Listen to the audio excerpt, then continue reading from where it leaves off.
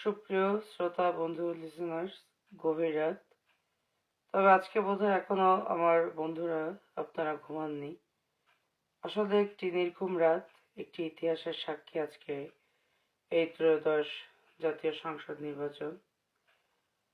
একটি ইতিহাস বললাম কারণ প্রতি 5 বছর অন্তর আমাদের সাংবিধানিক ধারা অনুযায়ী নির্বাচন হওয়ার কথা, কিন্তু আনফর্চুনেটলি গত 17টি বছর আমরা এই আনন্দ উল্লাস থেকে বঞ্চিত হয়েছি। এবং আমার বর্তমান বয়স থেকে যদি আমি 17 বছর মাইনাস করি, তাহলে খুব একটা বেশি ম্যাচিউরড এজ আমার ছিল না। তখনকার নির্বাচন আর এখনকার নির্বাচন খুব শঙ্কিত ছিলাম। সর্বোপরি professor doctor Mohammad Yunus sir, উনি আসলেই পারবেন কিনা শেষ পর্যন্ত এই নির্বাচনটার সুষ্ঠুভাবে সম্পন্ন করতে, বা ইসি নিয়ে যত বিতর্ক ছিল। তবে আলহামদুলিল্লাহ যে সবকিছু সুন্দরভাবে হয়েছে। আমি বাংলাদেশ জাতীয়তাবাদী দলের কর্ণধার জনাব তারেক রহমান, উনি ওনাকে একটাবারও হাসতে দেখিনি আসলে দেশে আসার পরে। কারণ উনি ভাই হারিয়েছেন, মা হারিয়েছেন। তো আসলে আজকে বলবো যে ওনারা আসলে বিজয়টা ডিজার্ভ করে। আগামীর বাংলাদেশ বিএনপির হাতেই নিরাপদ যতটুকু মনে করি। কিছু বিচ্ছিন্ন ঘটনা ঘটবেই, ঘটেছে অতি প্রাচীন কাল থেকেই। আমার আব্বা সবসময় একটা কথা বলতেন যে যুদ্ধের ময়দান আর প্রেমের ময়দানে ন্যায় কোনটা আর অন্যায় কোনটা, এটা আসলে নির্ধারণ করা। তো 17 বছরের যে ক্ষোভ, যে ক্ষুধা, বাংলাদেশ আসলে অত সুশৃঙ্খল জাতি কোনো কালেই না। তবে এটা কাম্য ছিল না কারো। কিন্তু একটা নৌকাকে যদি আপনি বৈঠা না থাকে, তাহলে সেই নৌকাটা তো গতিহীন ভাবে চলবেই। তো আসলে বিষয়টা এরকম হয়ে গেছে। এবং ডক্টর ইউনূস এবং তার যে উপদেষ্টা পরিষদ, তারা আসলে অতটা অ্যালার্ট কেউ ছিলেন না, বা তারা রাজনীতির সাথে সরাসরি সম্পৃক্ততাও ছিল না। তারা আসলে যে যতটুকু করেছে, ধন্যবাদ।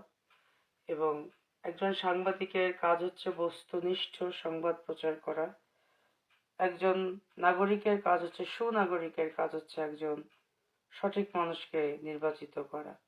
তো একচেটিয়া খেলা দেখতে যেমন ভালো লাগে না, একচেটিয়া নির্বাচন হলেও সেটা ভালো লাগতো না।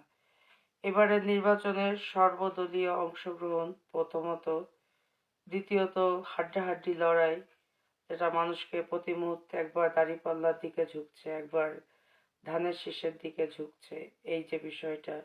এবং জুলাই যোদ্ধারা, তারা একটা মিরাকেল করছে যে আহ, আহ, আপনার হাসনাত আবদুল্লাহ, তারপরে নাহিদ, এরা আসলেই তারা এটা ডিজার্ভ করে।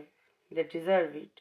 নতুন বাংলাদেশে ভিপি নূর, এবং এই তাদের বিজয় থেকেই কিন্তু আমরা অনেকটা হাদির হাদির প্রতি সম্মান আমরা জানাতে পারলাম আর কি।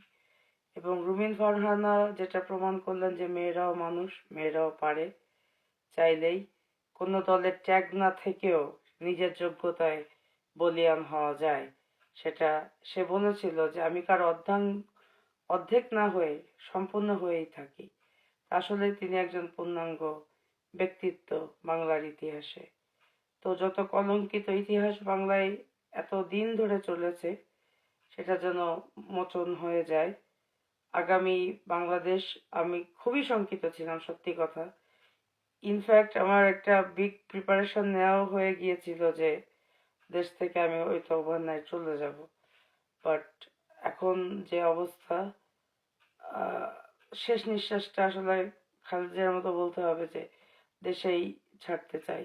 সবসময় চেয়েছি বলে তো থেকেছি। তো আপনাদেরকে শুভেচ্ছা, অভিনন্দন। জাতীয় দৈনিক চৌকস, আন্তর্জাতিক মানবাধিকার সাংবাদিক সংস্থা, হ্যাবিটেবল আর্ট কল্যাণ ফাউন্ডেশন, আমাদের যতগুলো সংস্থার সাথে আমরা মূলত জড়িত আছি, আমি কাজ করি। এবং আমার বাগেরহাটে নির্বাচনটা আসলে বা কেমন হইল বিষয়টা আসলে আমি আজকের দিনে অন্তত সমালোচনা করব না, তবে সত্যি সত্যি বেরিয়ে আসবে। সত্যের জয় অবধারিত, বিশ্ব নিশ্চিত।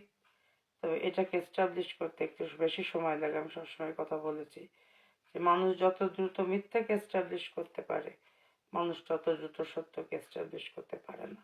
সত্যের জন্য অপেক্ষা করতে হয়। তো আগামীর বাংলাদেশ সুন্দর হোক, সকলের জন্য একটি নিরাপদ অভয়ারণ্য হোক। নারী পুরুষ এই জেন্ডার বেসড চিন্তা ভাবনা বাদ দিয়ে আমরা সবার সকলকে মানুষ হিসেবে দেখার ট্রাই করি। আগামী নির্বাচনে অনেকের অনেক রকম ইশতেহার, আমার একটা ইশতেহার, সেটি হচ্ছে যে মাথা উঁচু করে চলতে পারি, নিরাপদে চলতে পারি, মা বোনরা যেন ঘরের বাইরে 12টার সময় যদি কারো চা খাইতে যেতে ইচ্ছা করে সে যেন যাইতে পারে এবং নিরাপদে ঘরে ফিরতে পারে। কারণ আল্লাহর এই ছোট্ট দুনিয়ায় সকলেরই কিন্তু তার ইচ্ছা, স্বাধীনতার মূল্য থাকা উচিত। আর এই জন্যই তো আমরা স্বাধীন হয়েছিলাম, তাই না? এবং প্রতিবেশী রাষ্ট্র যারা আছে তাদের সাথেও চাবো যে আস্তে আস্তে করে আমাদের সম্পর্কগুলো সুন্দর হয়ে যাক, এবং এতদিন যা করছি করছি মানে আমাদের প্রতিপক্ষ মনে করে। আমি সকলের উদ্দেশ্যে কথাটা বলছি, আমি ব্যক্তিগত এখানে কিছু না। তো কিন্তু এখন যেন আমরা কারো প্রতি সেই ক্ষোভটাকে পুষে না রাখি। ক্ষমা সর্বশ্রেষ্ঠ এবং মানব জীবনের সবচেয়ে বড় গুণ, যেটা আল্লাহ পাক খুবই পছন্দ করেন। তাহলে তো আমরা প্রত্যেকেই জাহান্নামবাসী, আমরা কেউ জান্নাতবাসী হইতাম না। তো টিকিট বিক্রি করব না। আপনারা ভালো থাকেন, সুস্থ থাকেন, সুন্দরের সাথে থাকেন, এই কামনায়। শুভরাত্রি।